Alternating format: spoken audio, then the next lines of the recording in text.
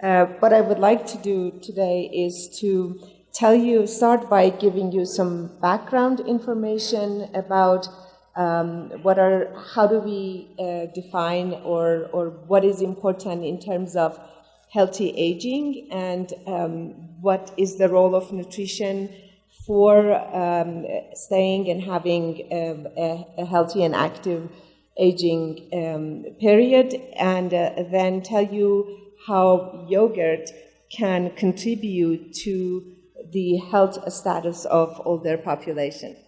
So there are several factors that can determine the rate of aging and the age-associated diseases, and therefore can lead to longevity. And of course, genetic background is important, but genetics only accounts for about 25% of the risk for age-associated diseases. More important, however, is the lifestyle choices that we make, as well as environmental factors that can impact how we will be aging. Very important in terms of modifying factors for staying healthy as we age are nutrition, exercise, other lifestyle choices such as smoking, and of course psychosocial factors that contribute to healthy aging, prevention of diseases, improved functionality, and improved quality of life. But a significant proportion of older adults have nutritional problems that are exhibited either as undernutrition, for example, micronutrient deficiencies, or overnutrition, which is obesity. Here are some of the nutrients that have been identified to be compromised in older adults: vitamin D, vitamin E, B12, zinc, selenium, calcium, and also protein. Although there is some discussion about whether protein is significant in all sections of older population or not, but we do understand that it is a problem for a certain section of older population, particularly in terms of its requirement for muscle function. So the factors that contribute to elderly consuming an inadequate diet includes diseases, decrease in physical activity, inability to chew food adequately, use of many different drugs that interfere with absorption and metabolism of nutrients, and also living alone, which then causes them not to be consuming food and nutritious food, and then limited income. There is this sort of bi-directional relationship between aging and nutrition, where lack of nutrition or inadequate nutrition contributes to the aging process and the age-associated diseases, and at the same time, there are biological changes that occur with aging that contribute to the changes that we see in nutritional status with aging. For example, there is decrease in muscle mass, or what we refer to as sarcopenia, and that causes a decrease for need for calories. And so if you're consuming less, then you might be taking in less nutritious food, not necessarily calorie-rich food, but nutrient-dense food. There is decrease in bone density that causes an increase in requirement for calcium and vitamin D, for example. We know that there is a well-known decline in the immune function with aging that increases the requirement for some of the micronutrients such as B6 and vitamin E and zinc and so forth and so on. And here are again some of the other factors that happen with aging that could contribute to the modified requirement and status in terms of nutrients. For example, there's decrease in skin cholecalciferol synthesis that increases the need for vitamin D, or for example, changes in gastric pH can cause changes in absorption of vitamin B12 that can result in lower status of B12 in the older population, and some of the other nutrients such as, for example, zinc and iron. There is 25% of the Americans who are more than age of 70 do not meet the requirement for vitamin B12 based on the survey studies that have been done, and the causes of this low B12 deficiency has to do with some of the changes that we see in absorption of B12 due to the changes in the acid in the stomach. Now, B6 is another nutrient that has been identified to be that for the older people to be at risk. 25% of the Americans who are over the age of 70 did not meet the RDA for vitamin B6. What I want to introduce to you is that I've talked about some of these nutritional deficiencies, for example, calcium, B vitamins, or some of the other minerals.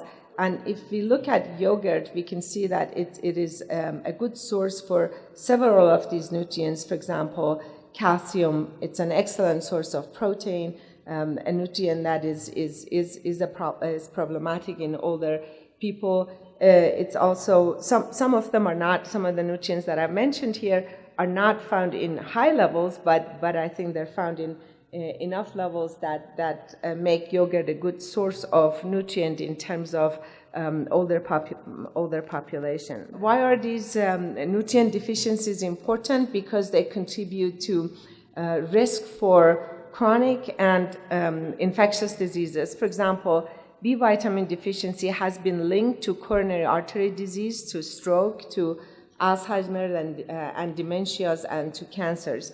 The reason that's important is that calcium and vitamin D are very important in terms of bone density, but also in terms of falls. Falls are one of the major problems in the older population, and their incidence is predicted to significantly increase around the world because of the increase in the older population. Related to yogurt, the earlier studies had indicated that with aging there is a change in gut microbiota in the way that there is increase in the number and a species of what would be considered the harmful bacteria, where there is a decrease in the number and the heterogeneity of the bacteria that would be considered beneficial.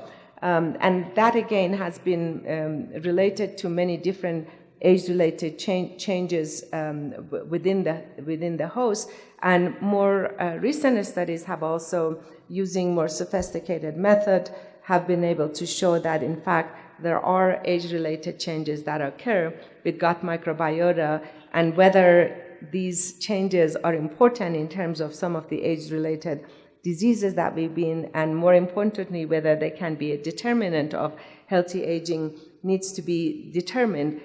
However, in the more recent study that was conducted in Ireland, they were able to show correlation between some of the bacterial changes that occur with aging with the ability, the functionality of the older people in the community. Again, getting back to some of the component of yogurt that could influence immune response and resistance to infection, protein, obviously, the bacteria that exist in yogurt, CLA, there's a lot of work that has been done with conjugated linoleic acid and immune function, including some work that we have done in aged animals showing beneficial effect in immune response. Vitamin B6 and zinc, of course, are very important in terms of the immune function. A low serum zinc level is very important in terms of determining the health of the older population. And in a subsequent study, we were able to show that if you take older adults who have a low serum zinc level and supplement them with zinc for a period of 3 months, we can significantly improve their immune response. We did a review of what is known about immune yogurt and immune function a few years back, and at the time we calculated that there is a lot of evidence to suggest that giving yogurt to older population might be able to improve their immune response and increase their resistance to infectious diseases. And the reason for it is because of the components the nutritional components of the yogurts that are needed for the immune function, but also for the probiotics that are in yogurt. Another disease that I want to very briefly talk about that is a big problem in the older population is macular degeneration. And you can see that the incidence of macular degeneration significantly goes up as we age, and the costs associated with it. Here are some of the nutrients that have been indicated to be important in terms of the reducing the risk of macular degeneration. I just want to point out zinc and limiting carbohydrates. Again, not so much directly that yogurt will be a good source of vitamin E or vitamin C, but it does provide some zinc, and in terms of being a protein and limiting carbohydrate, I think could be useful in this regard. A big problem in older adults is actually the problem of being overweight and obese. You can see the percentage both in men and women. And what is important to note is that the people who are overweight and obese also have micronutrient deficiencies. And we have demonstrated that in pregnant women. Others have demonstrated in the adults, and we were also able to demonstrate that in the older population in elderly.